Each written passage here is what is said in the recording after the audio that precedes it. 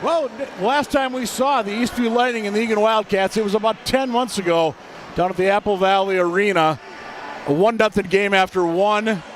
Eastview pulled away dramatically, 6 in the second, en route to an 8-0 playoff win. That was the 21-22 season.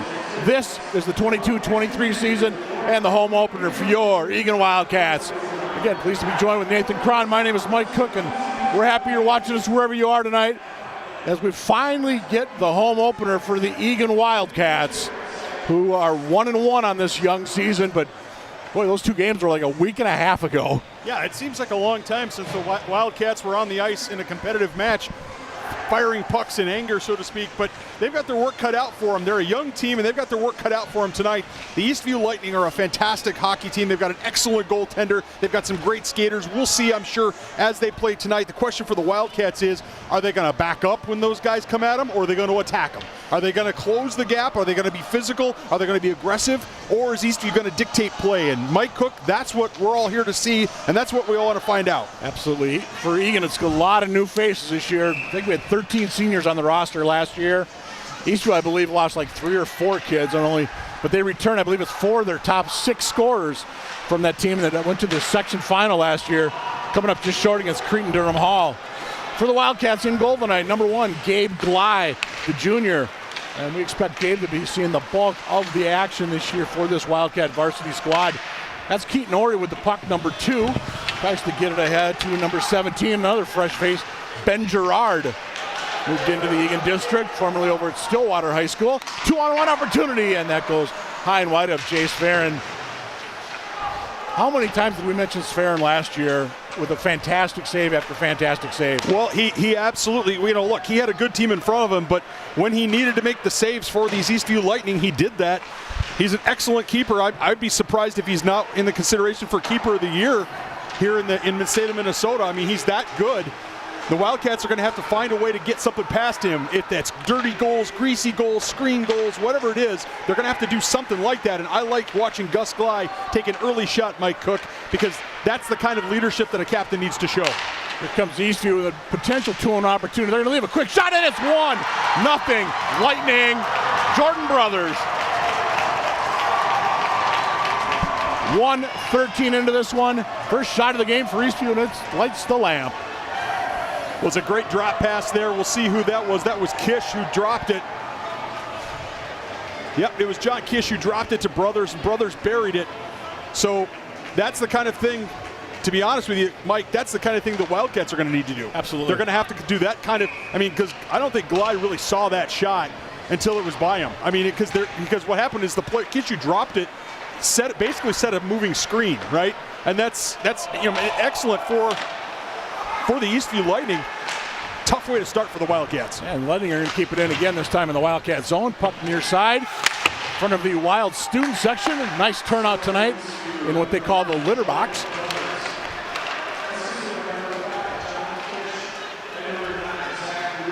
Zach Wooten also got an assist, by the way, on that Eastview goal. So officially it's going to be Brothers from Kisch and number 9, Wooten. And for Brothers, that is goal number 4 in the 4th game of the year for the Eastview Lightning, who are 2-1 coming into this one. Last time out, they played St. Thomas tough the entire game. Lost by a 3-0 count, but that score is very deceiving. It was a 1-0 hockey game until late in the 3rd. St. Thomas got a shorty and then an empty netter to make it 3. But talking to Coach Aaron Fulton of Eastview, he said they had one spot in that 3rd period. Eastview had to have a 7-minute penalty kill, as one of their players was basically kicked out for kicking. And yes, but St. Thomas couldn't score on that. They'd get a shorty on a kind of a fluke bounce, he said. Sferin came out to kind of play the puck. It was a race. The other kid got there, chipped it just over Sferin and in. But again, it's a nice early showing for Eastview against St. Thomas, who is perennially one of the top teams in the state.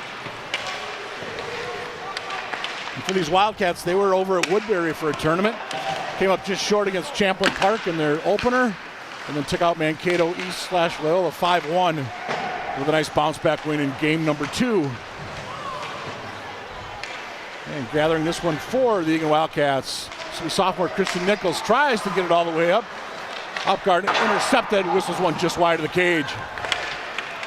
Wildcats having a little trouble getting out of their own end, Mike Cook. The Eastview Lightning doing an excellent job of forechecking and creating opportunities.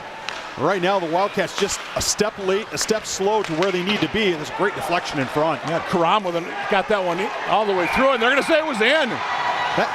Tyler Cords is going to get that one for the Lightning. 3:08 in, and it's 2-0 visitors. Well, I'm not sure if we're going to be able to see a replay on this. We've got a great camera crew here with ETV, but that net comes off its moorings. Watch the right side of your screen. That net comes off its moorings, although the referee seemed pretty sure that was in before it comes off its moorings. Let's see. Yeah, it did. Yeah, that's a good call. Good call by the official. Little extra check there, just a hair too late by Gavin Doyle for the Wildcats, but it's 2-0 Lightning. As we said, 3:08 into this one. Could not get a much worse start for the Eagan Wildcats. Well, I think even the Wildcats right now, you just want to settle down, right? As Cam Roth goes chase, he's one of the, this Wildcat team, here's an opportunity for the Wildcats. That's Eddie Moore, number 14, who, remember him from last year. Boy, just a little spark plug out there. Not the biggest in terms of size, but boy, he's not afraid. He plays a lot bigger than he is. He absolutely is. He really has a very physical game, and he has such a nice slow center of gravity that he tends to upend to people and get, throw some big hits despite his relative small size. Cats looking to get something going, hustling in that time is number 22, A.J. Clark, third line center right now for the Eagan Wildcats. He's out there with Danny Lockenmeyer, number 19, and Briley, is it Proop, we said? I think we said they call him Cape. They call him KP. Kunk Prong. Yeah, thank you. Prong.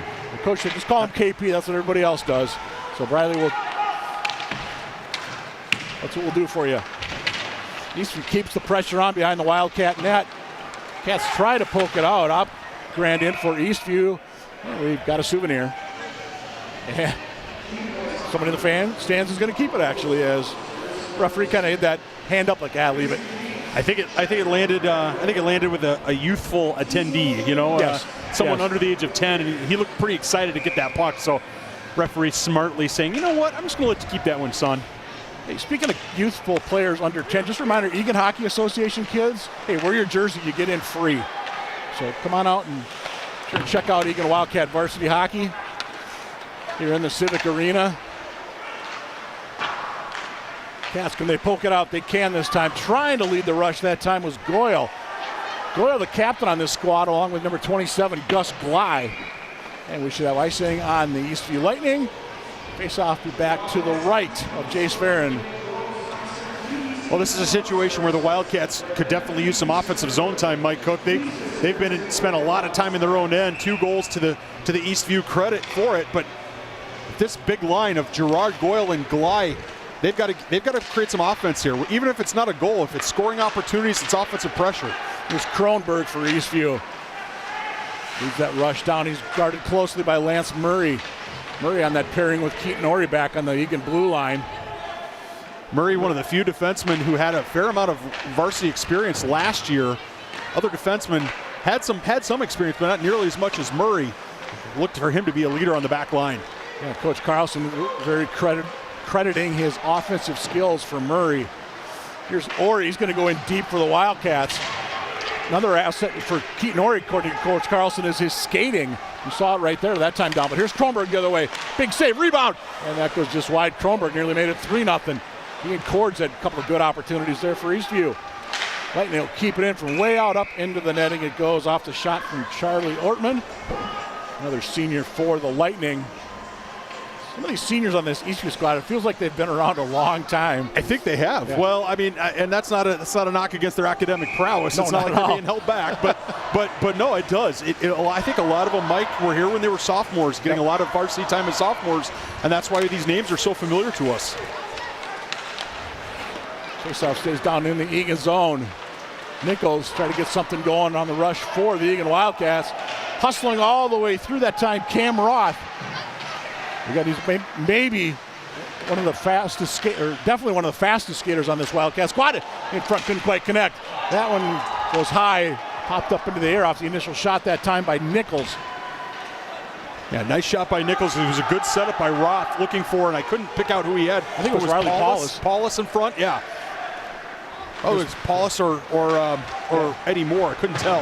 Yeah, it was Paulus. Up grand. Knocks one of the Wildcats into the boards right near the penalty box area. And Keaton Ori and the Wildcats looking to get something going, breaking out of their own zone. Here's Ori, one on about 3 as the Cats change a couple behind the play. 6.5 in on this one. It's 2-0 Eastview. And a couple of goals here in just over the opening 3 minutes. And here they go again. Kisch sends it across. Brothers shot just wide. He had one earlier for Eastview, nearly had a second there. Well, Glide was way out of his net. He was really cutting down that angle, Mike Cook. We'll have to see if that's is that Gabe Glyde's style, or is he just being really aggressive there? Here's Fair, and he comes out, plays that puck, gets it up out of the zone. Wooten for Eastview, he'll dump it. Here's Kisch. Kisch one-on-one long shot. Big rebound is there, but the Cats able to clear it out before Brothers could get in there. And Eastview is going to be offsides. Shots right now, 6-1 Eastview. You can have the first shot of the hockey game. Yeah, it's gone a little bit pear-shaped here for the Wildcats. Credit, the Lightning are really taking it to them, and Wildcats, body language still okay, but they look a little more tentative out there, and I think that's what's going to happen, Mike Cook, when you've got a relatively small senior class and a lot of guys on this ice seeing their first real varsity minutes. Yes. And so there's a little bit of as we're unlucky on the offsides there as one of the Wildcats as Gavin Goyle got caught traipsing over the blue line, but a lot of these guys in white with blue trim, this is their first varsity action, and so as a result, they're going to. There's some starstruckness. There's some hesitation, and that's why I like to see what we see out AJ Clark. AJ Clark, two big rushes up the ice, nicely done by Clark. Here comes Eastview trying to get it past. Nichols gets in the way of that one. We'll just piggyback on what you said. You and I talked to Coach Carlson about a week ago, and he said, for all these young guys and a youthful team that they've got, you come out in the Eagan Civic Arena, the lights are down, you've got this. Usually the strobe lights going, the music cranked up. He said, go out there, just take it all in for like 8 or 10 seconds. Just be excited that you're there, you're playing varsity hockey. But then it's down to business. Cats, can they clear it out all the way down? Will it be an ice? And it is with 8:50 to go in the opening period. 2-0 Lightning. Hey, speaking of Coach Carlson, we got to say hello and happy birthday to Mata Carlson, Coach's mom. Birthday number 80 today, we were told. 8-0 for Mata, watching us up in Sauk Rapids. And Coach Carlson said he had one of his classes call her today, and they all sung happy birthday. So, Mata, happy birthday to you. Hopefully we'll get a better result here for the Wildcats tonight. Maybe we get some Mata mojo. What do you think? There you go. I like that. Here's Eddie Moore from way out. Sverren gives up a rare rebound. Puck is loose. Puck is not in. Oh, it was sitting in the crease, Mike Cook. Oh, it was sitting in the crease. I think the net is off. Yeah, Riley Paulus was right there for the Wildcats, and I think it was Cam Roth in there as well. golden opportunity. Eastview, they do stay onside that time. Caleb Nelson thought he might have been just a hair over. Referees disagree. We play on inside the Wildcat zone. Spin, move, Eddie Moore. Eddie Moore looking like, will he lead the rush? Over ahead, this is Roth. Shoots it all the way down. Sferin will kick that one aside. Cats are going to make a full-scale change behind the play. And here comes Opgren and the Eastview Lightning. Up ahead, Brothers. Too far for him. Picked up that time. That was number 4, Hudson Kerr. Might be the first shift of the night for Hudson. Playing that 5th defenseman tonight. Puck rebound in front. And here come the Wildcats. Lockenmeyer, 19. Really unlucky for the Wildcats. They weren't able to tap that one in. Sferin doesn't give up too many rebounds, and that was a great chance behind him. So right now, Lockenmeyer is 19. A.J. Clark is 22. Riley Conkprong, 24. This line for the Wildcats. And Eastview back in the Wildcat zone. Early on, I said it's 2-0 Eastview. They scored 113 in, and then again 308 in. Kisch down low. Looking for Brothers. Third man on that line is Zach Wooten, number 9. Ellingson, can he keep it in? He can. And back into the Wildcat zone. Potential wraparound in front. Couldn't get Wooten down in time. Kept in far side. Abram Johnson, I should say, for Eastview. And Johnson will head off. Nichols knocks it out. Should be an ice on the Wildcats. And probably a much-needed icing for the Eagan Wildcats. Yeah, we're big credit to KP there. You know, if that's what we're going to go with, we're going to go Briley KP. We're going to great job that time back checking. If Briley's not there, if KP's not there, that's a goal. Gabe Glide was on the wrong side of the net because he had to guard the near post. The puck came across the slot. If 24 is not there making a back checking play, it's another goal for these Eastview Lightning. Kept in Ellingson at the right point, sends it down low and around. Murray for the Wildcats. He's in there against Kronberg. Cats do come away with it. But again, Cats just really struggling to come out of their own zone tonight. And again, I think that's a big credit to the Eastview forecheck as well, getting a lot of that credit. Kronberg, Murray. I think it definitely is on the forecheck, Mike. I think you're absolutely right about that. What I would say is, as you see the Eastview Lightning being very physical in the attacking end, but there we go. There. The Wildcats are going to go to the power play. Yep. But I was going to say, I think it has to do with the fact that the Wildcats still have some relatively young players. This is early in the season, right? The Wildcats were supposed to have at least another game against Eastridge prior to this game against Eastview. So it's a situation where just more reps, working together, passing, knowing where your teammates are going to be. That's going to be huge. Tripping will be the call against number 26, Charlie Ortman. And it was before that, but bottom line, first opportunity on the power play, and it goes to the Wildcats. 5 for 9 with a man advantage this season thus far for the Eagan Wildcats. Be a good opportunity for the home team to get one. Murray tried to come down the slot, nothing doing that time. There's Goyle, circles, up top, Ori. Shot from way out, never got through. And they'll get it back to Ori at the blue line, just keeps that one in. And they're going to bet that far side over there. That's Ben Gerard. Ori across. Shot was just wide. Scurry in front. Gerard couldn't get a shot off. Well, Sferin was on the wrong side of the net. They just couldn't pull the trigger.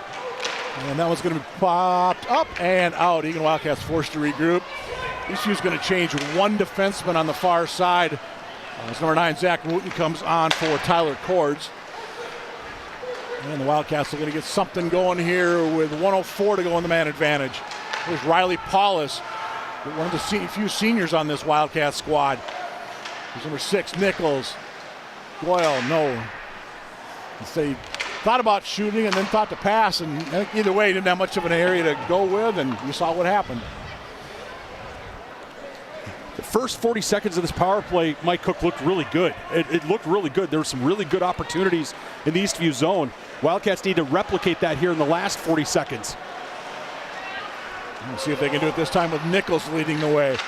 Shot far side goes just wide of the cage. That was off the stick of Goyle. I think I was calling Gus Glide Goyle last time down, and my apologies for that.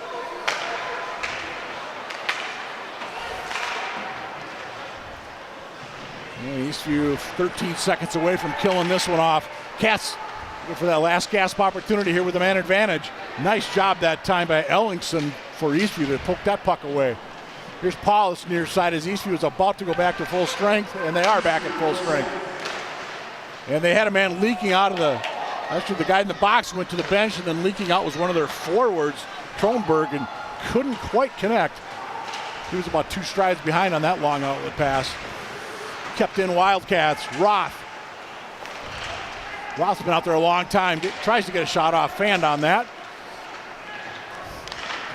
And here comes Eastview the other way. This will be Cords. 2-on-1 potential in front, and just missing that time. Kronberg. Nice job though of Glei to get over on that one. Well, that's a big time varsity save, varsity interference for Glei. That puck, I think, I don't think it was shot high. I think Glei got a piece of that to get that out. And we're gonna have icing here against the Wildcats. 3:12 left here in the first period, but that is a big time save, a nervy moment for Gabe Glei. And I get the sense, in having watched Gabe last year, watch this here. Yep, he's got that completely taken away. Nice job coming across, young man. And you get a sense that, he split time with Triglav Valley last year. It was really kind of a 1A, 1B situation. He's the guy this year, and so he's, getting him those shots, getting him that experience, that's going to be key for these Wildcats down the street. Absolutely. Stretch. Another shot and save that time. Cats had some success keeping the puck in the zone on the power play. Let's see if they can do it 5-on-5 this time down. As Gerard leads the rush. Backhand in front, nobody home. That goes just through the crease. It was a give and go with Gerard and Goyle. Nicely done. Here's it is. Severin wisely covers up.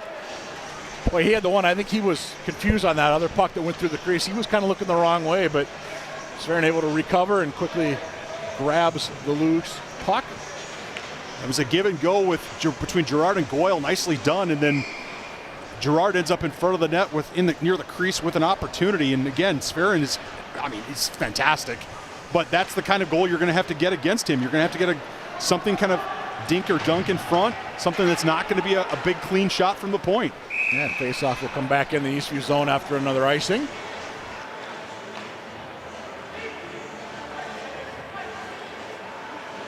Which is out in force tonight. They are all standing down there.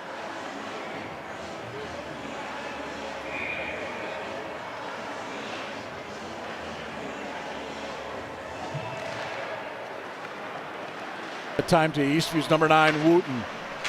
Puck does almost an opportunity for the Cats behind the net. Eastview does have it though. Too far for Kisch. We'll do this face-off once again because another icing. With 2:24 to go. Opening period. Again, the Wildcats come in 1-1. Haven't played in about a week and a half, as that game against Eastridge last Tuesday night was the big snow day here in the Metro, and been told they're looking to reschedule that game, and from what I understand is they're close to a date, but nothing official yet. The good news is that it's going to get played, right? Sure, sounds like it. It's going to get played. It's not a situation where that's mysteriously, magically going to disappear. Because I think with a young team, Coach Carlson would love to have as many games as possible. That one goes wide off the stick of Roth, off the quick shot. Eastview tried to get it to Kisch. Well, let's do this face-off in the Eastview zone again. That's 3 times in about 24 seconds. Face-offs in the Eastview zone. Yeah, don't look now, but look at the shots on goal, Mike. I saw that a little bit ago, Nathan. It was 8-7 now in favor of the Eagan Wildcats. Wildcats have definitely played better here in the last half of this period. Eastview really dominated for the first 5 minutes, but since then it's been fairly even. Of course, I probably just cursed that's the commentator's curse, isn't it? That's what we do up here on ETV. But we're still your home for Wildcat Sports. We still are. Lance Murray for the Cats. Here comes Lance off the boards, a little too far that time for Gerard. Staying onside that time. Nice job by Goyle to keep that right skate back on the blue line. Crunching in the corner down there, back out front. Sverin steers that aside as we're inside 2 to go. Opening period, another goal. Couldn't get a good shot off that time was Goyle. Eastview, Ellingson, the defenseman leading the rush. No, didn't get a good opportunity there as Ori got in the way. Back in front, they called for it up top. Upgrad. That goes wide as 17. Kronberg almost fell into the Wildcat net. Gabe Glei wasn't even in the crease, and yet there was there was an Eastview Lightning player almost in the net. Yep. Wondering if Glide just got out of the way. I didn't see what started that, but nonetheless, we play on. Here come the Eagan Wildcats. Opportunity in, opportunity backhand. Oh, goes just wide. That was Gus Glide with an opportunity, and you can see the kind of a head nod in anger. I think he might have muttered something under his breath there. Yeah, he can be frustrated if he wants. I definitely want to see him shooting, and I definitely want to see him putting it on frame, so to speak, on net. But he did what he had to do. He tried to go top corner on Sverren. Absolutely. He did the right thing. Yep. But what he's got to do now is get it on net. He's got to get it on net and look for a rebound, because I suspect that's how the Wildcats are going to beat Sverren. Eastview looking to get one more here in the final 30 seconds of period number 1. And we're going to get him on an interference, I believe. Well, they're going to call it kneeing. Yeah, they're going to call knee-to-knee contact as Roth's leg went into, and I could not pick out the number of the player. I think it was Brothers. Might be Brothers. And you can't do that from the Eastview student section. They're right. So 31.2 seconds to go in this period. Eastview to go on the power play for the first time tonight. It's unlucky there. Roth is very physical, loved to tee that up, but he did a nice job of teeing it up, and it was a good hit, except it was leg to leg, knee to knee, and that's obviously something that the Minnesota State High School League, Hockey America, Hockey US, Minnesota Hockey, USA Hockey, wants to keep out of the game, because that's a way kids get hurt. Absolutely. Eastview long shot, that goes high wide. Fortuitous bounce off the boards, off the glass.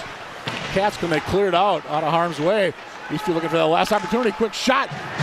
Glide got a piece of that, I think. And Eastview nearly made it 3-0, but as it is, they're going to go to the locker room with a 2-0 cushion. This is if you're the Eagan Wildcats, you're still disappointed. You gave up 2 early ones, but the Wildcats came into the game in the second part of the first period, and that's absolutely what you had to have. So, that's credit to the Wildcats that's what they were able to do, and that's what they were able to do. For Eastview, for Eastview, I think they're okay. Certainly playing really well. The question is, are they going to be able to continue to get back to what they were doing in the first half of that first period? Right, well, after 1, it's the Eastview Lightning 2. Eagan Wildcats nothing. We'll be back in a little bit with second period action. You're watching ETV, your home for Wildcat sports.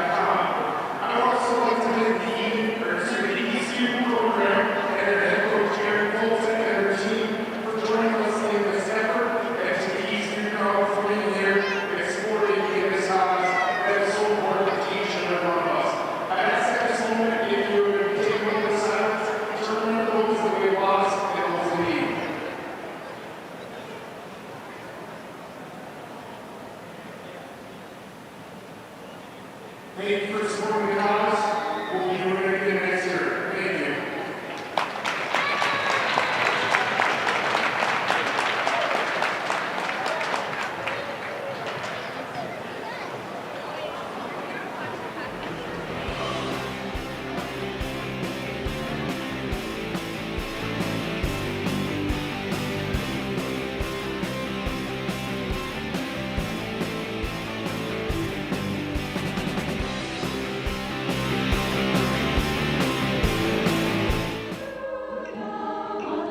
Hello, I'm Monty Mason. We're singing music from all over the globe, from north of Norway to Nigeria to Spain to France to the US and to England.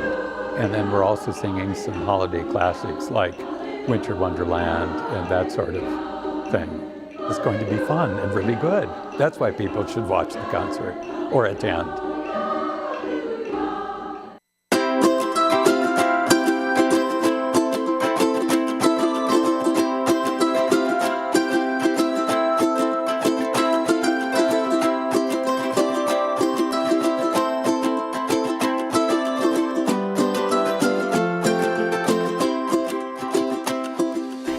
Really a hidden gem here. It's a small art center, but it's a wonderful place. Just think it's a great place to be. It's just a fun place to work on some art. I would say the benefit to having art as a focus in our community is that it gives people a different way to focus. Like, it's not coming together about a sports event or coming together about another kind of community event, but it's this unique opportunity to come together and celebrate art. I started about 20 years ago.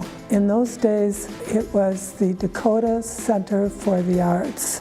It was a non-profit organization that rented the art house from the city for $1 a year. There was a huge transformation at the art house from painting and pottery and children's classes, and now it's strictly for pottery. But the other classes are held in other parts of the community, which is also a really interesting transformation. It is an outlet for those who really want to focus on their creativity. The art house is somewhere that I can go, somewhere that I can work on something creative. Anybody can paint, any age, any level of talent, and it brings all the people together in one place. The art house here in my life has been a life-changing experience, and I'm so very grateful for it.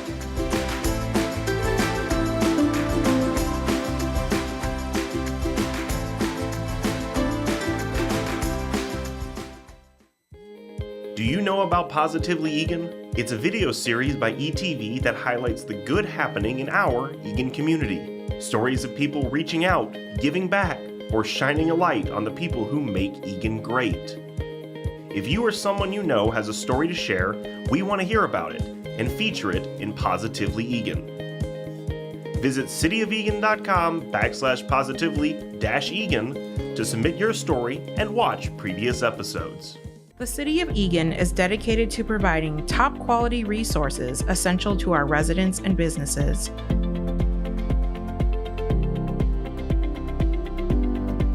Water is at our foundation with over 1,200 lakes, ponds, and wetlands in Eagan. We've spent the past 30 years protecting and treating the water throughout our city and ensuring the water flowing to homes is clean and safe, leaves efficiently, and is treated on the way out. We can do all of this because of our bold vision that includes leading, learning, and serving. We make these investments to take care of our immediate needs and to serve the future of our community.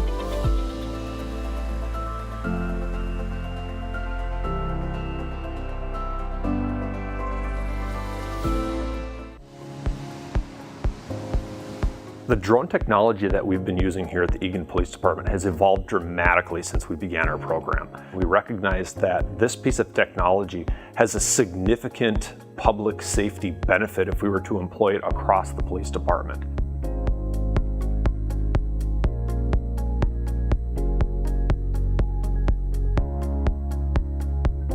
Drones are a smarter and safer approach to calls because it allows officers to be able to slow calls down. We aren't rushing in to see what's going on. We're kind of taking our time. We're watching from a distance sometimes, and drones gives us the ability to do that. It's a complicated process to become a drone pilot because not only do our officers have to learn how to fly the drones and gain competency in all of the areas surrounding their use, but they also have to receive a license from the FAA as a commercial drone pilot. You kind of have to hit the bucks and be familiar with drones, airspace, in addition to kind of like the flight restrictions and like the weather and cloud patterns. The drone technology that we've been using here at the Eagan Police Department has evolved dramatically since we began our program. We recognize that this piece of technology has a significant public safety benefit if we were to employ it across the police department. It's There's a lot of type of calls that benefit from having a drone available. It's primarily incidents where we're searching for somebody. You have kind of the vulnerable adults or kids. You have individuals that flee on foot. It allows us to kind of cover a lot of ground. We have the capability of putting a drone up in the air within minutes of that 911 call and start searching. Anytime we have a situation like that, every minute counts. We've done a lot of outreach with different community groups. We've gone and talked with Rotary. We've gone and done demonstrations for kids. They see how valuable the drones actually are out in the field. Outreach is really important for the drones because it helps people understand why we're using them and how effective they are, and it helps show that these really are good tools for de-escalating situations and should be invested in the future.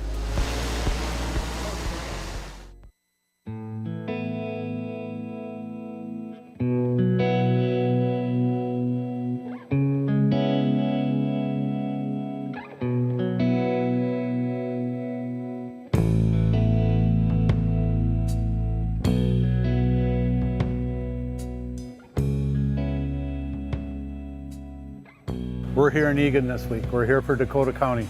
So what we're doing here is we're setting up the wall right now. All you're seeing here is the frames. In a little bit here, we'll be involved in bringing out the 140 panels, and those are replicas of the wall in Washington, D.C. The healing is remembering. So we need to be sure that we remember everyone that gave their lives for us to be free. We're here to honor these guys and all our veterans. This wall was made for the veterans that survived the war. It gives Vietnam vets, especially, and their families, an opportunity to reminisce. And those people you lost, you just go back and you smile about the times you had. We are honored to be a partner for those who will use this time and this space to remember, reflect, and heal.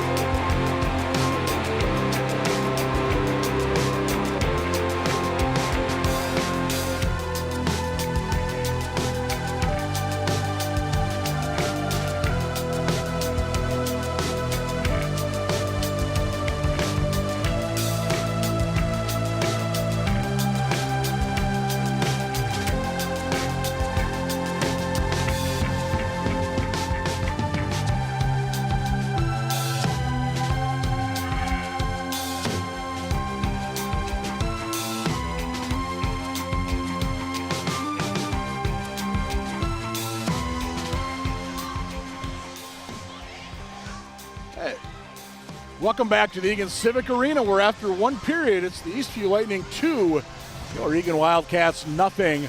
A quick start for the Eastview Lightning back in that opening period with a couple of goals early. Here's the first one coming up at 1:13. This is Jordan Brothers with just a quick shot that Gly just really didn't have much of a chance on, and then Tyler Cords in deep. Credit to that official for being right there, because not too many people on the ice knew it was a goal. No, that puck got played away from the goal area very quickly. And you're right, nobody thought it was a goal, but as you saw, Gabe Gly had a rough start, maybe first 3-4 minutes, but he came into the period as the Wildcats started generating offense. Here are a couple of opportunities for the Wildcats. Sverin, an excellent goalkeeper. You're going to get sick and tired of me saying that, I'm sure, the whole broadcast. He's an excellent goalkeeper, and as a result, any chances you get against him are going to be golden. The Wildcats had a couple in the first period. Question is, after they kill off this penalty here to start with against Cam Roth, can they come back in the second period and create some opportunities? Hey, I want to mention, on a really serious note, it's Mental Health Awareness Night here at the Eagan Civic Arena. You saw both teams out after the first period, a little bit of a presentation. Jordan Clark Foundation is here, the recipient of some donations tonight. You can check it out at jordanclark.org, and that's Jordan, Jordyn, Clark, former Eagan high school student that unfortunately succumbed to mental health problems. And also here tonight is DBT and Mental Health Services. They've proven evidence-based therapists. They focus on emotional, social issues to help mental health challenges, especially in the teenagers, and they can be found at mhs.dbt.com. You see it right there, DBT, Mental Health Services. They'd be happy to help out anybody. Yeah, if you're having mental health issues, be sure to talk to somebody. And even if you don't think you have mental health issues, all right, that's okay. You can still talk to somebody. They're going to be happy to talk to you, even if it's not a mental health issue or something formal like that where you think it's, just talk to people, because there's so many people, especially coming out of a pandemic with all the challenges involved as we start the second period. Having people to talk to is really, really important. Well, and it's the holiday season as well, and be sure to look out for someone you think might be a little lonely or something. Kind of spread some good holiday cheer. Here's we're 19 days before Xmas. Eastview on the power play for another just over a minute. Here's we start period number 2. Eastview going right to left across your television screen as Opgran retreats. Out there, Brothers to Opgran.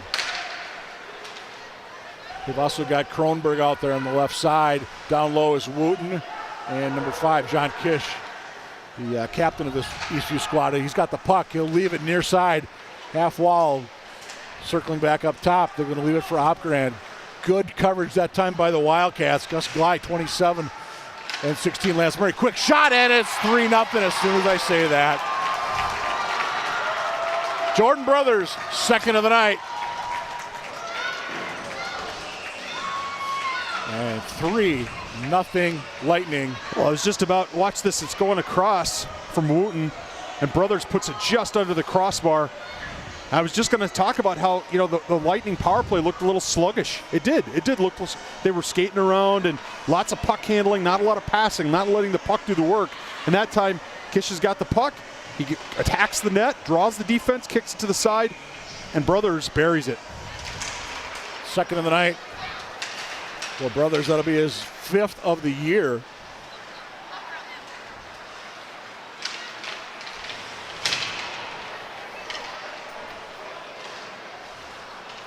As the Cats now down by a field goal in this one. Early stages, period number 2. Just missing that time was Cords. We're going to have another penalty here on the Wildcats. Inopportune time. By the way, Opgran and Kisch with the assist on that power play goal for Eastview, which is now going to get another 2-minute man advantage as Keaton Norrie going to sit for the Eagan Wildcats. I did not see the infraction, but did see the official's arm in the air. Yeah, it was action. I saw it from out of the corner of my eye. It was action on the far side in the far corner. Could not tell if it was a cross check. I think it was either a cross check or maybe interference, but in any event, Ori definitely trying to ignite something here for the Wildcats, but What he's done is created a situation where his guys have to kill off another 2 minutes. Actually, they're going to call it roughing officially, but here come the Cats shorthanded. Just staying onside that time with the Wildcats, but Eastview quickly gets the puck out. Here's Wooten left side. He's shadowed that time by Murray. Murray quickly back out on another PK for the Wildcats. And that's going to be interference. It should be on Opgrand, yeah. Absolutely, but you know what? That's a brilliant penalty to take if you're Opgrand. You got to do it. And the linesman's saying, hey, you got to do it, man. Absolutely, because Murray was going to be off to the races 1-on-0 with Sverren if Opgrand does not take that penalty. That's a smart penalty to take. You're ahead by 3 goals. You've got a power play. You're only going to be playing 4-on-4 right now. So that's a heady play by Opgrand. As you said, Nathan, 4-on-4 for 133. You actually see the scoreboard there, top of your screen. Then the Wildcats will have a 27-second power play. So a little bit of extra open ice. Let's see if this Eastview can use some of their speed to their advantage here on this time down. And they're going to say that one was tipped on the way through. This will be Ortman in deep against Murray for the Wildcats. Nearly overskating at that time was Murray as he tries to get something going out of his own zone. Just poked free, and forcing to regroup is Eastview. There's Karam near side at center. It's taken out on the play nicely by Goyle just below us at center. Minute to go, 4-on-4. We said then it'll be a brief Eagan Wildcat power play for 27 seconds. A little too far, that's time for Goyle. Goyle looked a little gassed on that one, I thought. Here's Cords. It's intercepted. Here comes Goyle. No, he's fine. Got a man with him. Couldn't quite get the shot off. There's the drop pass. I believe that was, Christian Nichols, number 6, with the opportunity. Tied up nicely by an Eastview player. Cats keep it in. That goes wide as Sverren. 24 to go at 4-on-4. Number 12 on the ice, Isaac Martin for the Wildcats back at the right point. Maybe the first time we've seen Isaac out there tonight. And he'll have the puck. Coming up. Lost at that time as Wooten is going to knock that one in low for Eastview. Get a sense these Wildcats still. Oh, that's just a bad goal, but it still counts. Kisch with the backhand, Bly with the misplay. And it's 4-0 Lightning.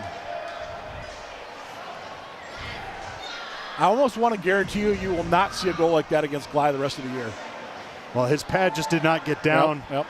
And Kisch, to his credit, just threw it in front. Absolutely. And he hit Bly's right leg. 4-0 Eastview. And that's a goal, that's the kind of goal that Glide just can't get, your team's already in a tough situation. You've got to be smart about it. You've got to get that leg down. Pike and power play right now. Eastview has 2 shots on goal this period. They both went in.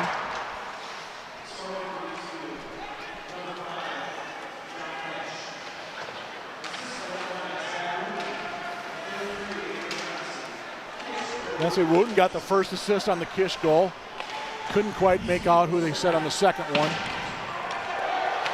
Bottom line though, it's 4-0 Eastview. Cats, Riley Paulus and the Eagan offense need to get something here quick. 4 is going to be hard enough to come back from.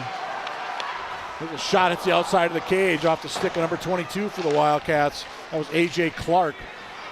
All the way down, should be an icing, and indeed it is. A little extra push that time. Christian Nichols on his man. Heard a nice story about Christian Nichols today, by the way. The players, I guess, had to dress up a little bit for school. The Spanish teacher, Senora Graham, said he looked muy guapo hoy. Which means? Look good. Oh, good? Excellent. Absolutely. So, yeah, muy guapo hoy was Christian Nichols in Spanish class today. Eastview all the way down. And, that was, good call by the official. Kisch was just a bit offside. 12:31 to go, second period. Face-off back in the Eastview zone to the left of Jay Sverren. Stopped all 10 shots he's seen tonight. You get a sense, Mike Cook, that these Wildcats, again, it's a young team and you're young in the season. you can see situations where they're skating it up and they're in each other's kind of in each other's way sometimes, and that's something that'll come hopefully with experience. Yep. As we said early in this broadcast, Cats I believe had 13 seniors last year. There's 5 on the roster this year, so a lot of underclassmen, but a fair number of them saw some significant ice time last year as well. But that might have been more on a third line kind of deal, and now they're up. They got to be one of the top guys, top 6. Here come the Wildcats. Opportunity. Running in front. No, couldn't quite connect that time. Gerard to Gley. And regroup. The puck was tipped. Eastview's going to change up. It's like 3 players. I like the pass by Gerard. He was looking all the way across ice, and it was a great opportunity. If you're going to beat a good keeper, you're going to have to be creative about it. You can't just stand there and hit for power. You're going to have to get his feet and skates moving right and left. So I like that play. Yeah, Ben Gerard, he's one of the few seniors on this Wildcat squad, but first year in the Eagan Wildcat program. His family moved into Eagan from Stillwater. Opportunity. Rebound. Nice job of tying up that time was Hudson Kerr for the Wildcats. Eastview nearly made that one 5-0 on a rebound. Rebound, another rebound. Puck is loose. Puck goes just wide. Great opportunity. Billy Downs nearly made it 5 Rip Lightning. Eagan does stay on sides. Shot, fair left. Oh, over skating the puck that time. That was Clark. Oh, unlucky. KP had the initial shot. That was a quality sequence there for the Wildcats. Really unlucky that they didn't get rewarded with a goal. Again, KP, for those of you just joining us, Briley Conk Prong. Told by Coach Carlson, everybody just calls him KP. Fair and safely steers that one aside. Opportunity and Fair, and he's probably going to wisely hang on to that puck off the shot from Lockenmeyer. A little bit of pressure being put on by the Wildcats in the last 45 seconds or so. Well, I mean, if you're Coach Carlson, yes, you want to climb back into this game and get to maybe see what happens. But realistically, look, regardless of how, as you see, KP and Clark with their opportunity there, that combination just overskated it. But in any event, if you're Carlson, what you want to do is you want to see compete. You want to see these guys, these Wildcats, continue to compete. There's a nice shot. Yep. Can Eastview poke it out? They can. Wildcats forced to regroup. Briefly, puck comes back in. Here's Riley Paulus in deep for the Wildcats, number 7. Riley's going to be playing lacrosse next year. I believe it's Lewis University from Illinois. Ellingson, big wheels there. Nice block that time by number 6 for the Eagan Wildcats, Christian Nichols. Turnover back. Here comes Paulus. 1-on-3 as the Cats are going to change over on the far side. Isaac Martin tries to come in deep from his blue line spot. There's a situation where the outlet pass, it ultimately came to Paulus. There's Cords trying to get on the break. Nice pass across.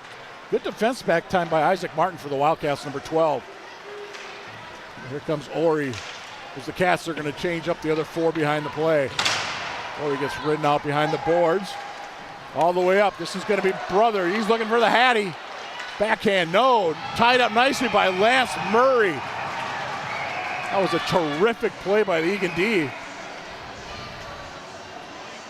Well, that's an all-conference type of catch-up. Brothers was breaking. Watch him breaking in. Murray does a great job of tying him up. Not committing a penalty.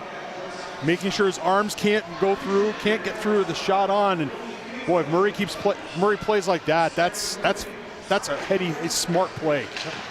5'11", 175 is the junior Murray. Opgren, he's got a lot of ice to shoot high over the top of the cage. There's 8 minutes gone by here in this middle frame. So 4-0 Lightning. Too early in the first, too early in the second. I don't think Glyver saw that one coming through, but he had the pads together. And that's going to count as another save for the Eagan netminder. That'll be his 10th of the evening. As mentioned for the Wildcats, they go on the road the next 3 games. Saturday they're at Prior Lake, and then Tuesday, Wednesday next week at Farmington, at Bloomington, Jefferson. Next home game Saturday, December 17th, Shakopee here in the Civic Arena. 3 o'clock start as the Sabres make their way over. So the Vikings game is now at noon that day, so the Vikings game will be over. Come on out, watch some hockey. Opportunity, Wildcats. Shot, Severin gets that pad out again. Coming the other way, Brothers. No, another pad save, right pad that time by Gley. Big save by Gabe Gley. Kisch goes just wide. Both goalies with fantastic stops. And we settle down just briefly. Well, I wasn't sure that the Wildcats had anybody on their team that could beat Severin just straight up. And I think Goyle just showed me that he's got a shot. He might be able to get him. He might be able to beat him just clean. Because that was a hard shot. Face-off will be back in the Wildcat zone. As you look at Gabe Gley. He's a junior for this Wildcat squad. 1-1 on the year, .904 save percentage coming into this one. Another save that time for the junior. Eastview, another shot and another glove save. Quick whistle that time though as Gley ready to drop the puck, but official right there with the whistle. Eastview coach Aaron Fulton talking to really having a heart-to-heart with one of the players on his bench, and I can see his chest. He's one of the captains. Not sure if it's probably Kisch. Well, I think it's Opgrand. It's Opgrand. Okay. He's talking to Opgrand. Opgrand looked really frustrated about something, and I'd love to be a fly on that wall, but we'll find out what happened. To clarify, Eastview has 3 captains. It's Kisch, Kronberg, and Opgrand. Zach Wooten wears the A for the Eastview squad, as does Jay Sferin. For the Wildcat, captains are Gavin Goyle, 21, Gus Gley, 27. And here comes Eastview, Reed Ellingson. Tied up nicely that time by the Wildcats. That was Conk Prong, KP. That was just wide of the cage. Back out, kept in near side, Ellingson for Eastview. Down low, spin in front. That was Downs with another opportunity, and Gley with another big save. So Billy Downs had a couple of golden opportunities in the last few minutes, but that man right there, Gabe Gley, he is up to the challenge. He absolutely was, and he's really coming out of that net, Mike Cook. I mean, he's really, once there's action in front of him, he is coming out like a bandit, and wow, it's just unusual. I guess maybe I don't know much about hockey. I haven't watched enough hockey, but boy, he's coming out quick, and I think it's good that he's aggressive and that he's not getting nervous about it. Paulus, Roth, 2-on-1. Roth shot. That hits Sferin high. Probably the right idea. The defender was getting back, and I don't think he had a pass to Paulus. Coming the other way, here's Cords. Ortman tied up Murray. Back out all the way down. Sferin will play it.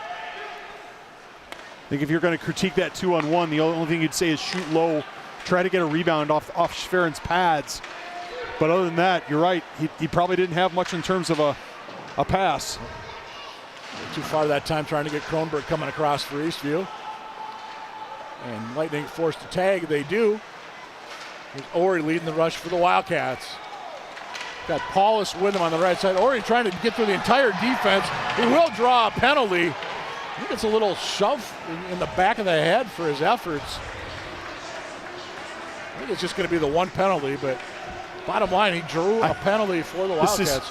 This is if you're a soccer player, well, we're not going to see the buildup in that, but Ori clearly got taken down, ridden down and tackled by an Eastview player who's, is that 8? I think it's 18. 18? Is that Powers Brecky?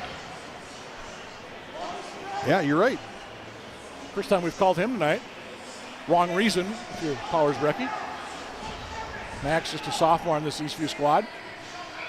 But I was going to say, what happened with Ori is, to make a soccer analogy, they gave him all the green space. If Ori's got ice in front of him, he just says, fine, I'll just take my space, take my ice. And he did, and no one stepped to him. So smart play by Keaton Ori.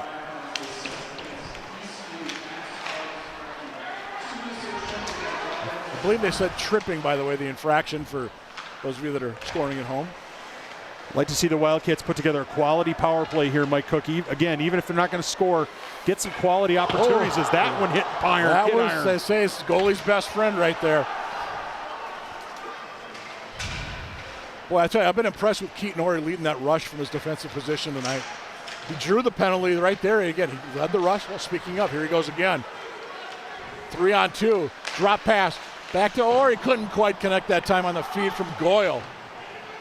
Nice setup, however, just couldn't quite finish the deal for the Wildcats. Yeah, you know what? It looks credible, Mike. It looks credible. It looks like something like you say, hey, that makes sense. That could score goals. That's going to move the puck. I mean, that's something that even last year's group of Sferin holds on to that one.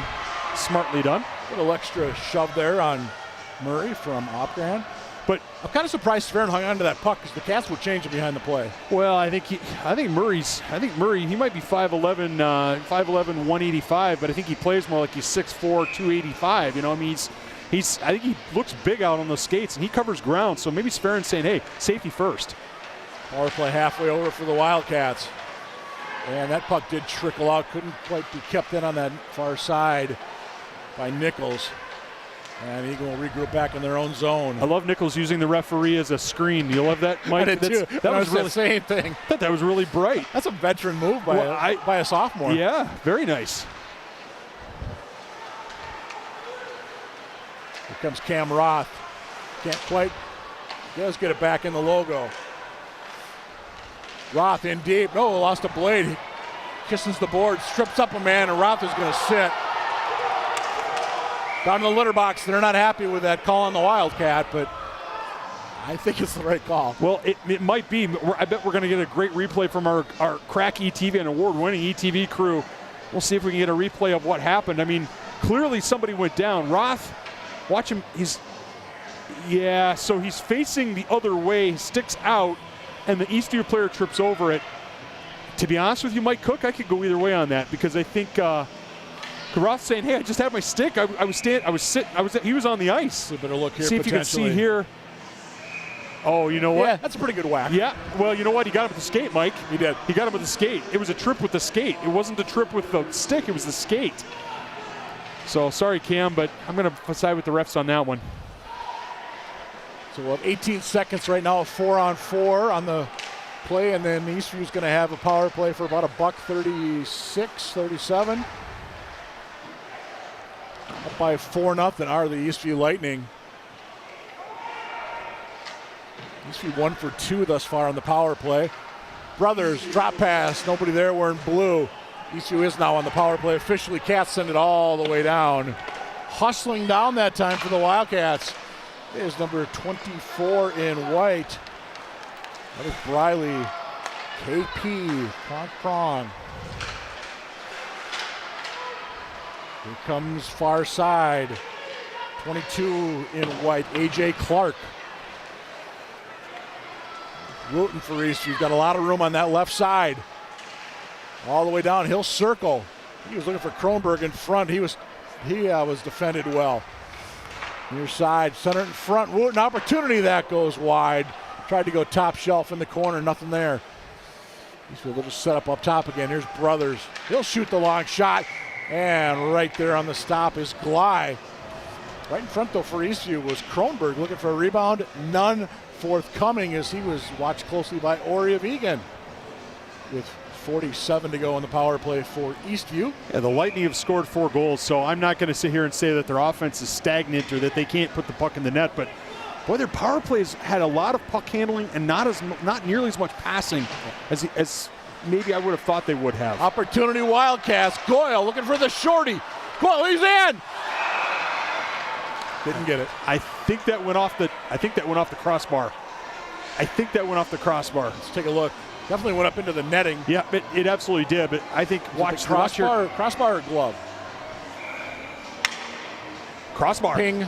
Crossbar. We didn't hear much. There wasn't much of a ding, but another golden opportunity for the Cats.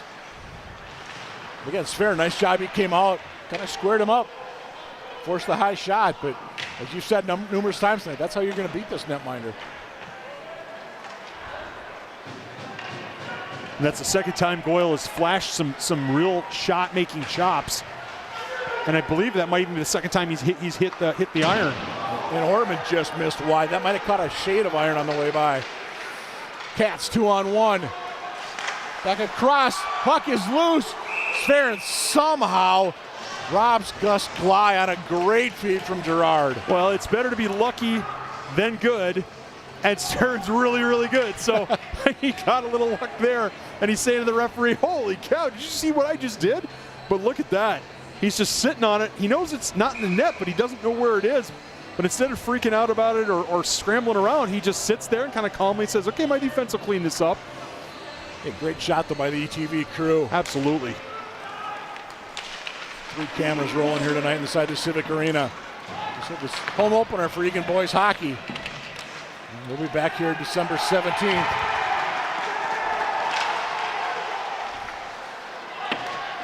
Cats back at full strength now, Mike. Yes, they are. It's going to be icing, I think, on the Lightning. Yep, there's the arm in the air and the whistle. So a chance for Coach Carlson to reset his lines, get the right people out there, and can then get everybody lined up. I think we mentioned the Eagan schedule going ahead. Next 2 for Eastview is at home. They've got Farmington this Saturday. It's a 2 o'clock start over at the Apple Valley Sports Arena. They've got Prior Lake next Tuesday the 13th. 7 bells at the Apple Valley Sports Arena. Could be a big one too. On the 21st, they've got Gentry Academy coming to town. A little private school. We'll just leave it at that. The private school. Hockey Academy.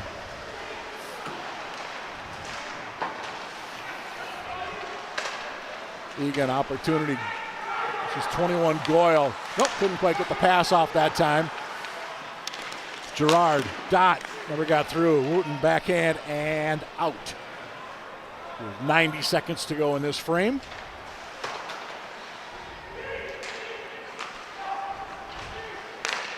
It's gotten quiet here in the arena. It has.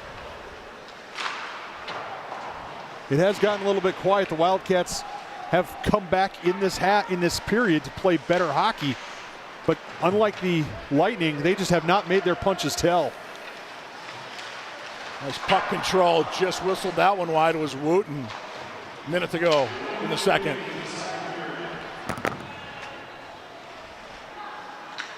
Kronberg back in front for Brothers. Couldn't quite connect.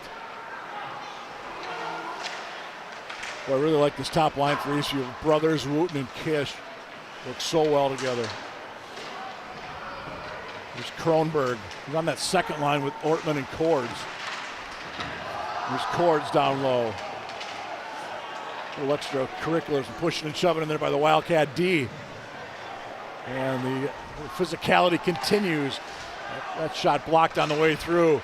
That was Lance Murray, I believe, doing everything there for the Wildcats. Physical and the shot block. Oh, fanning on the shot that time was Gerard. Inside 15 to go in the period.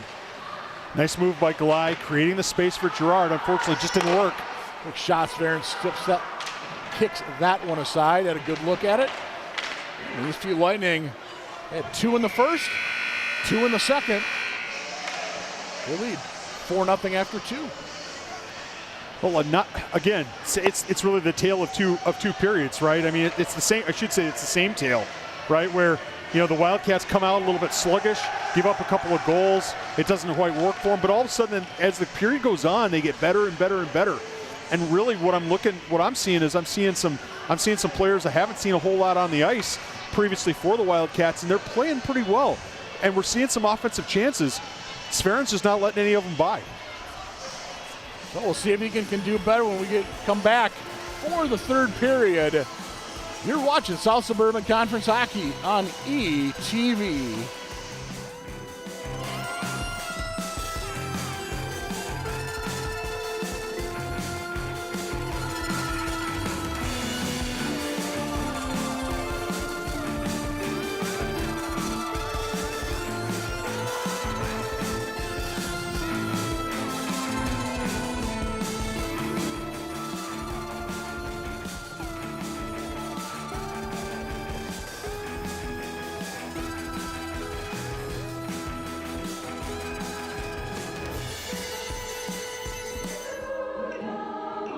Hello, I'm Monty Mason. We're singing music from all over the globe, from north of Norway to Nigeria to Spain to France to the US and to England. And then we're also singing some holiday classics like Winter Wonderland and that sort of thing. It's going to be fun and really good. That's why people should watch the concert or attend.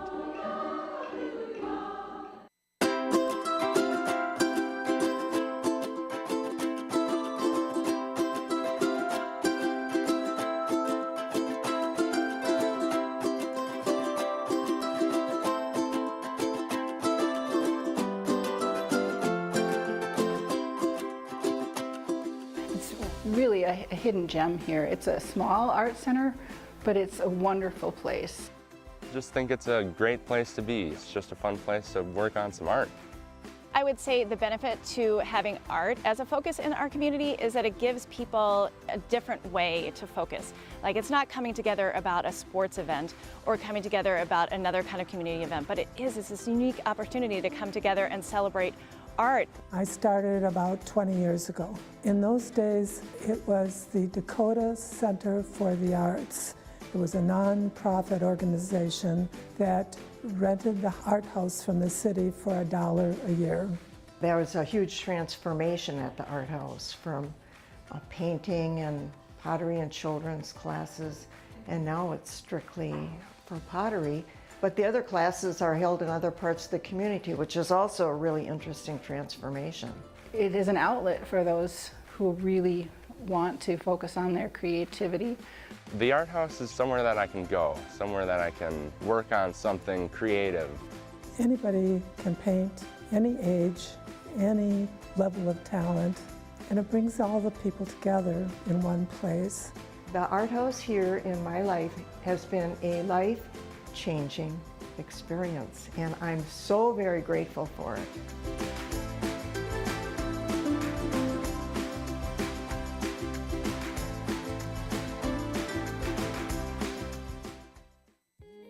Do you know about Positively Eagan? It's a video series by ETV that highlights the good happening in our Eagan community.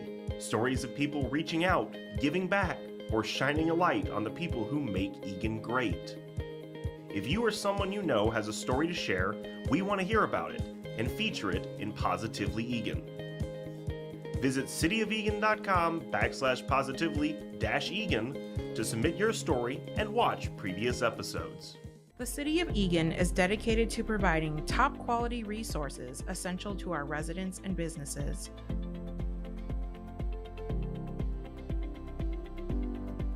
Water is at our foundation with over 1,200 lakes, ponds, and wetlands in Eagan. We've spent the past 30 years protecting and treating the water throughout our city and ensuring the water flowing to homes is clean and safe, leaves efficiently, and is treated on the way out. We can do all of this because of our bold vision that includes leading, learning, and serving. We make these investments to take care of our immediate needs and to serve the future of our community.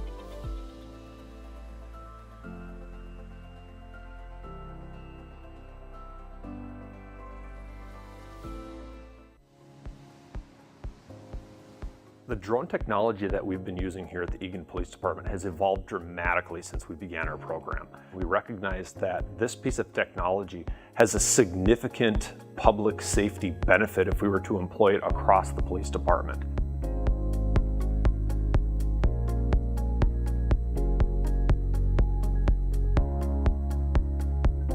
Drones are a smarter and safer approach to calls because it allows officers to be able to slow calls down. We aren't rushing in to see what's going on. We're kind of taking our time. We're watching from a distance sometimes, and drones gives us the ability to do that. It's a complicated process to become a drone pilot because not only do our officers have to learn how to fly the drones and gain competency in all of the areas surrounding their use, but they also have to receive a license from the FAA as a commercial drone pilot. You kind of have to hit the books and be familiar with drones, airspace, in addition to kind of like the flight restrictions and like the weather and cloud patterns. There's a lot of type of calls that benefit from having a drone available. It's primarily incidents where we're searching for somebody. You have kind of the vulnerable adults or kids. You have individuals that flee on foot. It allows us to kind of cover a lot of ground. We have the capability of putting a drone up in the air within minutes of that 911 call and start searching. Anytime we have a situation like that, every minute counts. We've done a lot of outreach with different community groups. We've gone and talked with Rotary. We've gone and done demonstrations for kids. They see how valuable the drones actually are out in the field. Outreach is really important for the drones because it helps people understand why we're using them and how effective they are, and it helps show that these really are good tools for de-escalating situations and should be invested in the future.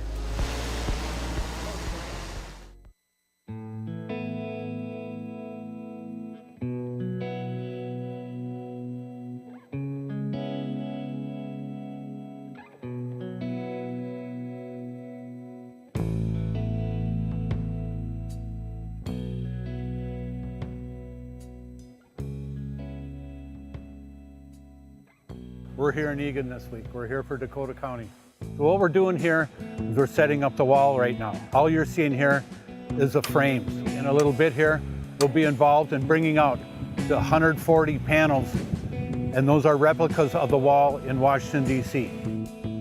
The healing is remembering. So we need to be sure that we remember everyone that gave their lives for us to be free. We're here to honor these guys and all our veterans. This wall was made for the veterans that survived the war. It gives Vietnam vets especially and their families an opportunity to reminisce. And those people you lost, you just go back and you smile about the times you had. We are honored to be a partner for those who will use this time and this space to remember, reflect, and heal.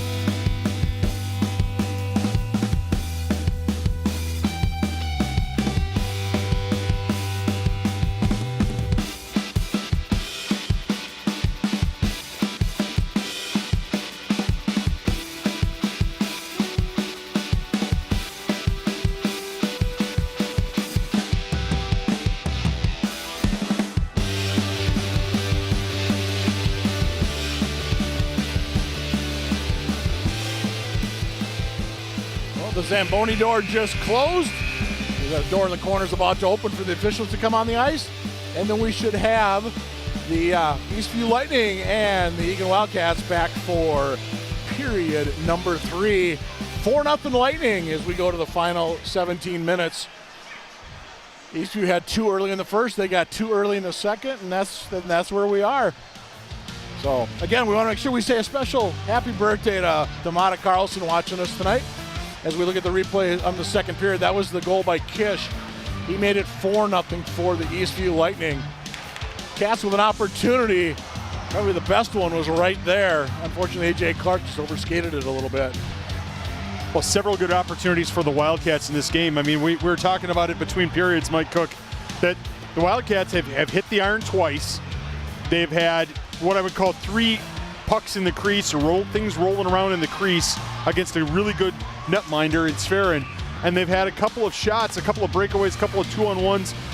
It's not like they haven't had any opportunities. This is not a Wildcat team that's pinned in its own end and literally has to ice the puck every time it gets the puck because it can't do anything. No, it has done some things. The challenge for the Wildcats now is get it in the net. And I think, I'm going to go out on a limb here, I think the Wildcats are going to get one before the end of this game. And if they get one, I think they could sneaky get 2, maybe 3, because of the way the momentum's going to carry them. Cats celebrating over by the bench as we get set for the third period. Hey, I want to do a quick shout out to the theater department of both of these schools. Each school has their musical coming up, I believe, starting this weekend. That's absolutely correct. You know, Eagan High School has had Encore ever since the school was founded back in 1991. And Encore Playlist Live is the show for this year, for 2022, directed by Jim Cox and John Ratzloff. It's got all sorts of great stuff for audiences, as, you know, what's in your playlist. Basically, it's going to be kind of an interesting mix of what's in your playlist, a compilation of songs, having you tapping your toes, clapping along, dancing in your seat from the 50s all the way through October of this year. It's going to be good tunes. Meanwhile, over at Eastview, starting December 9th, is Susical. It's a fantastical, magical, musical extravaganza with some of the best stuff from Dr. Seuss, some of the favorite characters, including Horton the Elephant, the Cat in the Hat, Gertrude McFuzz, and a little boy with a big imagination, JoJo. Again, both schools have their musicals coming up. Check the high school sites for ticket information. Susical at Eastview, Encore coming up at Eagan, both the next couple of weekends. And we've said it numerous times, the theatrical departments in this district are just outstanding. Eastview going to keep this one in. That was Karam sending it in deep. Eastview scored 1:13 into the first, and they scored 55 seconds into the second. See how if they can score something quick here in this period to make it 5-0. And Goliath lets that one sit there high off the glass. It comes out. Karam couldn't quite hold it. And Cats to regroup with Ori. Too far, a little confusion there between Gerard and Gley. Somehow avoided icing. I'm not sure how that happened. I was wondering that myself. That one high off and into the corner, off the boards. Kept in that time by Eastview. I'm sure Gabe Gley wasn't quite ready for that one back in the net. He was kind of casually coming back. Yeah, well, he got tripped by one of the Eastview players, well, not intentionally maybe, but one of the Eastview players did make contact with Gley, and he was down, and he was still getting his way back into the net. It's Nichols for the Wildcats, number 6. Paired up. Eagan running 5 defensemen tonight. Keaton Ori is 2, 16 is Murray. Isaac Martin is 12, and Hudson Kerr number 4. Speaking of, centered almost a nasty turnover in front. Eastview does control, however. Actually, that's Eddie Moore, not Kerr this time with the puck. My bad, 14, not 4.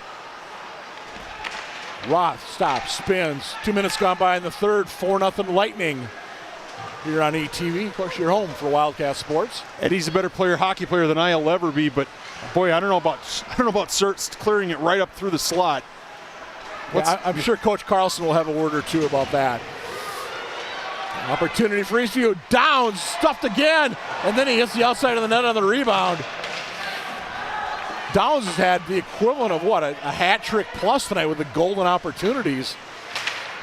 And the juniors have to get on the score sheet. Yeah, lucky for Keaton Ori that didn't go in, because Ori lost it in his skates, turned the wrong way, and the opportunity was there. There's Nelson for Eastview. He loses it in the neutral zone. Coming through for the Eagan Wildcats. I believe that's 19 Lockenmeyer. Come back out of it. This will be Billy Downs. Got Nelson with him. Downs, that one goes just wide. Big hit on that far side right in front of the Wildcat bench. I think that, was that Conk Prong with the big hit? Yeah, it absolutely was, 24. Eastview in the Wildcat zone again. Shots this period, Eastview has 3, Cats have 1. There's Brothers, he's looking for a Hattie tonight for Eastview. And he's still looking as that goes high and wide. Eastview keeping that one in, and he, again, just wide. And he'll remain at 2 goals. In front, Cats need to just get this puck out of the zone. Lockenmeyer up, out. And it's going to be just soft enough there will not be icing. Cats able to make a full-scale change behind the play. I will call it a much-needed change behind the play. Gus Glei couldn't quite keep the twig on the puck there. And out comes Eastview again. Brothers, he's going in alone because Eastview's changing up behind the play. Ortman will dump it in. Upgrand. Into his defensive position. That hit traffic on the way through. That one might have stung Nichols a little bit. And Cats, can they get something going? That pass just behind Gavin Goy. He'll backhand it in. As he gets out there with his line mates Gerard and Glei. We're saying we got to come up with a name for that trio because the last names all start with G. 2 of them have G for the first name. Yeah, if it was all 6 were G's, all 6 initials were G's, it might give us even more opportunities. Yeah, Ben Gerard is the non-GG on that line, but we came up with G3. But I think our Eagan hockey fans can come up with something better than that. Yeah, connect with us on Twitter. Let us know on Twitter if you think of something better, because it's going to be a long season if we can't come up with something better than 3G. Opportunity for that top line, Goyle. This is Glei going to go into the corner. Actually, he's kept in. Sverren's got that post guarded perfectly. And 11:49 to go in regulation. 4-0 Lightning. Now, I'm not going to say that all 22 shots for the Wildcats have been crackerjack scoring opportunities, Mike Cook, but you know, if you said the score was 4-0 at this point, you'd assume that the Eastview Lightning would be out shooting the Wildcats by a fact, you know, by maybe by 10 or 12 or 14 or 15 shots. They're not. You know, it's closer than you might think, and so, you know, it gives you hope if you're Coach Carlson and these Wildcats. There's Eddie Moore battling in against a couple of players. Backhands a little pause in front. Not sure if Sverren actually that got through to him off the shot from Roth. But here comes Eastview. Tried to spring a man, Sean Kaltoff. 4th line currently out there for the Lightning right now. A couple of Kaltoffs. Gavin Chernus is 38.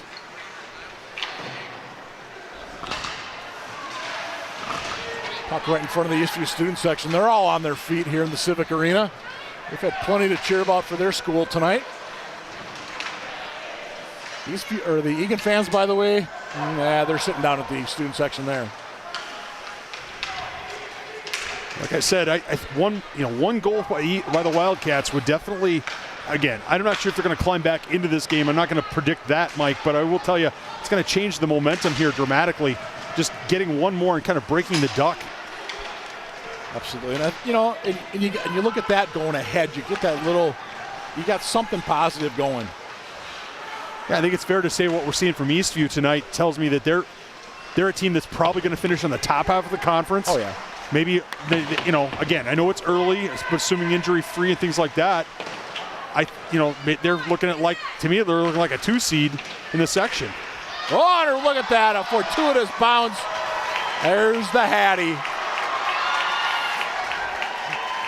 And I like that, Brothers. Oh, there goes at least one hat onto the ice. And a puck. Okay. I like that he comes off though, and he's got the hand to where the brim would be, lifting it up.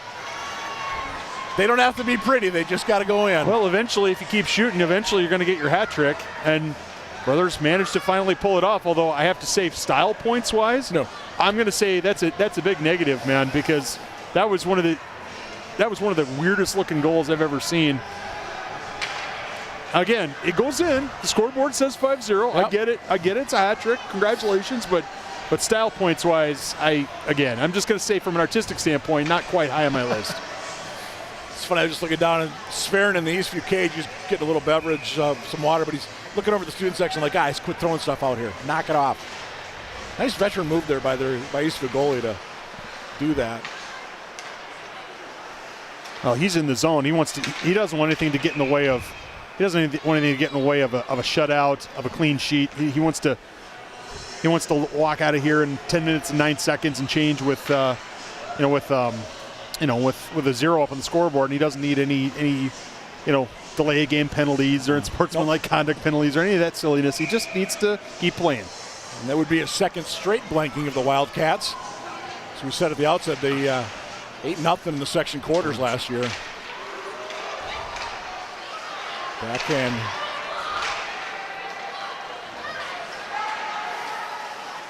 Doyle knocked off the puck that time. Or Gerard, check that. And coming the other way, Kronberg for Eastview. Drop pass.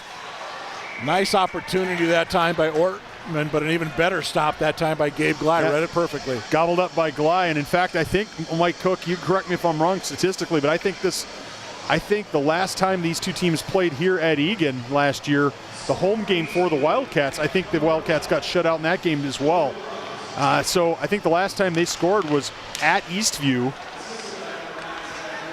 Game 3 last year. Yeah. Yeah, you're right. They were shut out here January 22nd, 4-0, 5-1 early in the year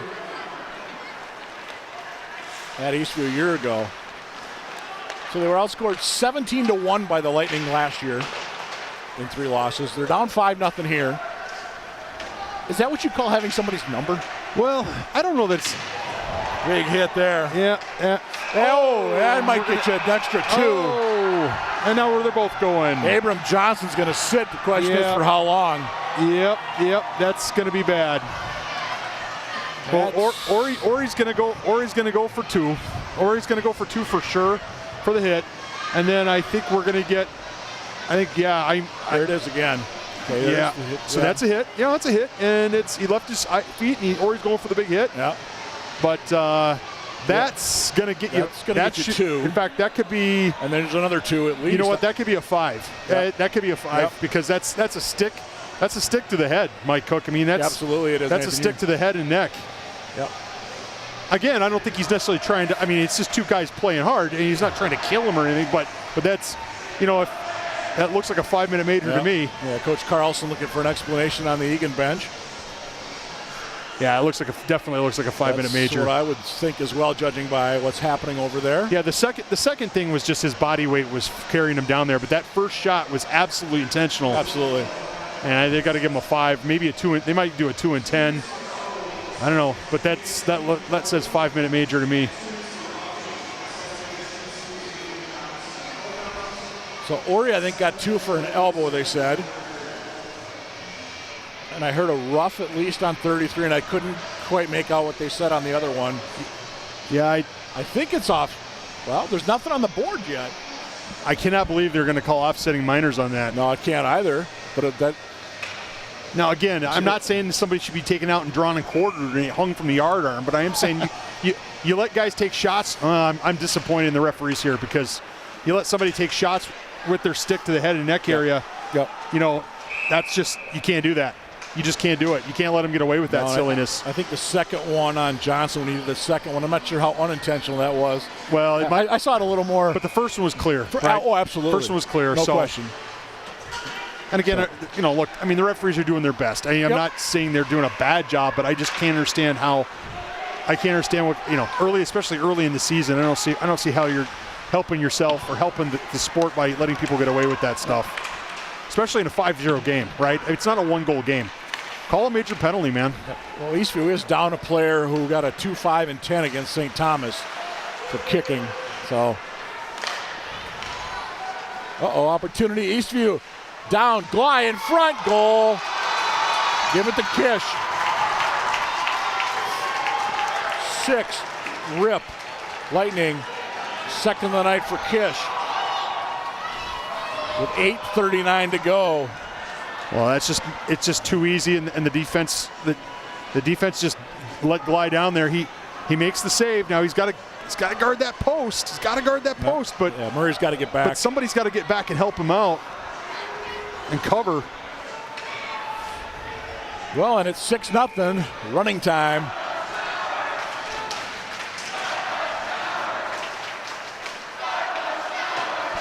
I can't tell what the Eastview student section is. Start the showers. Oh, is that what it is? Okay, well. Start the showers. Yep. I'm not sure I can repeat what the Wild. I actually, to be honest, I couldn't pick it up. I couldn't either. I couldn't pick it up. But they're telling some of the Eastview fans I think they're saying you're number one. Well, I didn't see any of that stuff. I thought a couple of them, but yeah. But whatever. In any event, exactly. It's high school hockey. 6-0 Eastview where it matters. It's absolutely. And Eastview has been the dominant team tonight. They've been the better team tonight. They've taken advantage smartly of their opportunities and just. And again, sometimes Mike Cook, we've been up here, we've seen some good hockey from here, and we've seen some hockey where we go, ooh, boy, the Wildcats are really getting beat. And right now the Wildcats are getting beat, and at the same time, we talked about it. They've had some opportunities to score, and against a lesser keeper, a defense that's not quite as mobile and strong and big and strong. Maybe those opportunities go in. Maybe they've got opportunities there. Yep, absolutely. So what's going to happen against Shakopee? What's going to happen against Farmington? What's going to happen against other programs? We'll find out. Starts Saturday at Prior Lake, and Swearing with another save. Now, if you're an Eagan fan and you want to get under the Lightning skin, this is maybe a cheap shot on our part because we do football as well. Oh, it's not a cheap shot. Okay, you're right. They have 6 goals tonight. That's twice as many points as the football team scored this year. Against Eagan, that's correct. That is correct. That was a comprehensive. I happened to be there. We didn't broadcast that one, Mike Cook, but I was there in the stands, and that was as comprehensive a rear end whipping as Eagan's ever put on Eastview. That Eastview team had after the first half of the first quarter had no chance in that game whatsoever. And credit to the Wildcats for pouring it on and making sure that they didn't leave any doubt. Opportunity.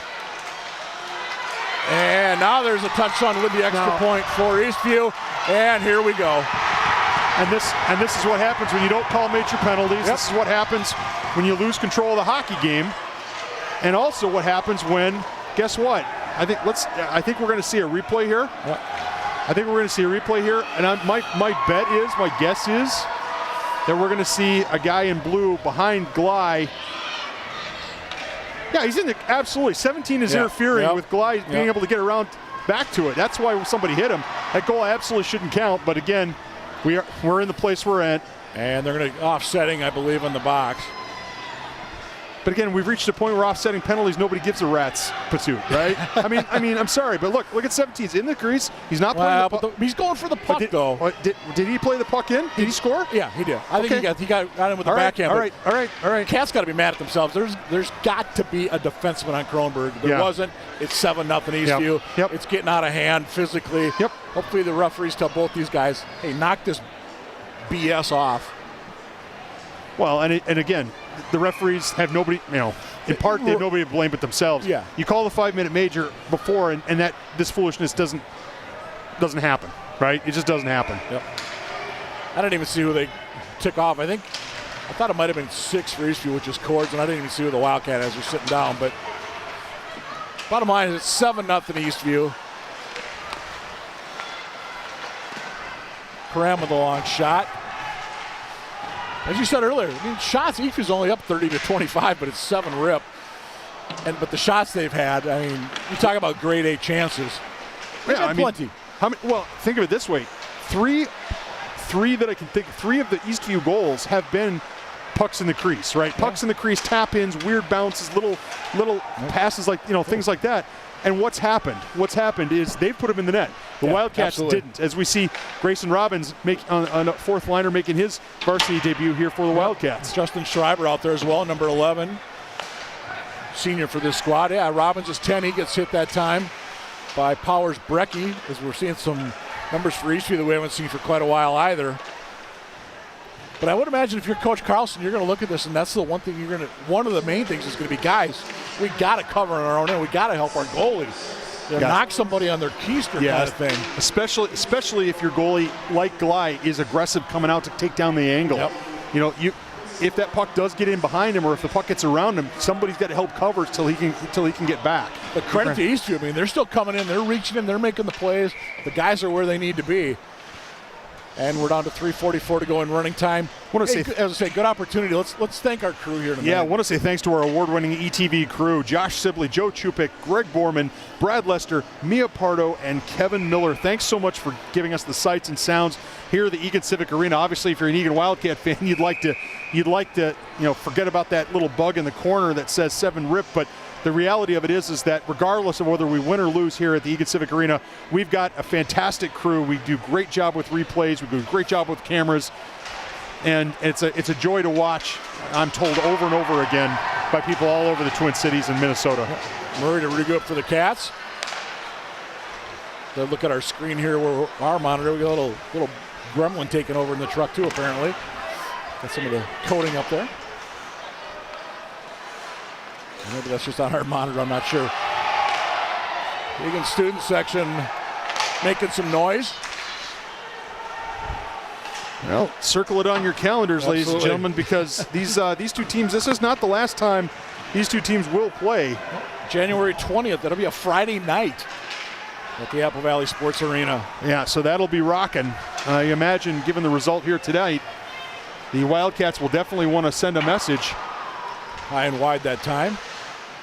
Sferen, as you corrected me earlier, Nathan, this will be their third straight shutout over the Wildcats. 7-0 right now. It was 8-0 back in the playoffs. 4-0 here. 5-1 there last year. 2 to go in this one. We said the Wildcats coming up. They're at Prior Lake on Saturday, at Farmington next Tuesday, the 13th, and then they're at Bloomington Jefferson, a little non-conference action against the Jags. Boy, talk about a program that's fallen on hard times. I saw in the paper the other day, they got beat by, it was like 12-1 by somebody. Got outshot like 45-10 or something. Well, if that somebody is, Minnetonka or Lakeville North, maybe not so much. I can't remember who it was, but it's just wow. I figured Jefferson was a power for so long. Tell you right now, this blue squad looks pretty darn good coming out of the South Suburban, the Eastview Lightning. Yeah, I was just going to say the Eastview Lightning, like I said, Mike Cook, I mean, they look like a 2-seed or a top seed in a section. They look like maybe, if they keep playing like this with the seniors that they have and their great goaltending, hey, why not win the conference title? Why not win the South Suburban? I mean, the Lakeville schools are going to be strong, Prior Lake strong. Yep. Shakopee's improved, but the reality of it is that everyone's got to play, and everybody's got to play everybody, and Eastview's got to be thinking, why not us? Yep. Well, and for Eagan, you're going to be probably questioning yourself about us a little bit here. Well, I think a little bit, absolutely. But you got to realize it's only game 3. It's game 3. You haven't played in 10 days. Yep. Well, and you're young, but plenty to work on. And again, if I was scouting the Wildcats, I would say, look, these guys can create opportunities. We've seen them do it tonight. They haven't hit the net, right? Or they haven't had the tap-ins. They haven't been able to do it. But again, if they if they improve on what they've done tonight for next week, they'll have a chance to be competitive in those hockey games. Absolutely. Long shot, Nichols. Sferen will hang on. That'll probably do it tonight. I don't think the officials are going to be in any hurry to drop the puck. As a matter of fact, Eastview's clearing the bench on the far side. Yeah, they'll definitely congratulate their goaltender. Sferen, 27 saves for the Eastview Lightning. 24 for Eagan's netminder Gabe Glei. But the final score is the Eastview Lightning 7. Your Eagan Wildcats 0. Well, a tough way to start the home season here for the Wildcats, but at the same time, Mike, like we just said, there are signs of life here from this Wildcat program. They got a lot of young players who are still figuring it out. They did not have the easiest of initiations into South Suburban hockey, as the Eastview Lightning are a quality team, and their coaching staff is going to have them raring to go. You see some of their goals here tonight. They did a fine job of taking advantage of Eagan mistakes And of course, the defense, defense is going to have to be better against other teams. They're going to have to be better against other teams. They're going to have to cover for Gly, especially if Gly's kind of come out like that. But I have a feeling Coach Todd Carlson's got a lot of film here, a lot of teachable moments, right? Yes. It wasn't like they got completely dominated in every facet of the game, okay? They had some opportunities. As you see there, KP just couldn't quite put it in the net. And here's another opportunity for Gly, and Sverren just smartly just snuffs it out. Well, he's looking to the back like he thought it went through. And look at this, just weird bounce off the glass, hits Brothers, and Brothers kind of deflects it in. I mean, that's, again, ugly goal, but again, they all count the same. Yep. And the Eastview Lightning demonstrating why they're going to be good this year. Yep, and that was a Hattie for Brothers. So, again, your final score, the Eastview Lightning 7, the Eagan Wildcats nothing. Our next broadcast, Saturday, December 17th against Shakopee. 3 o'clock start here in the Civic Arena. JV, of course, will start at 1. By the way, I haven't mentioned Eagan JV won tonight, 2-0 over Eastview, so congrats to the JV squad. So, gonna wrap it up here in the Civic Arena. He's Nathan Cron, I'm Mike Cook. Everybody else, they're part of the ETV crew. Thanks for being with us, everybody, and we'll see you next time for Wildcat Hockey.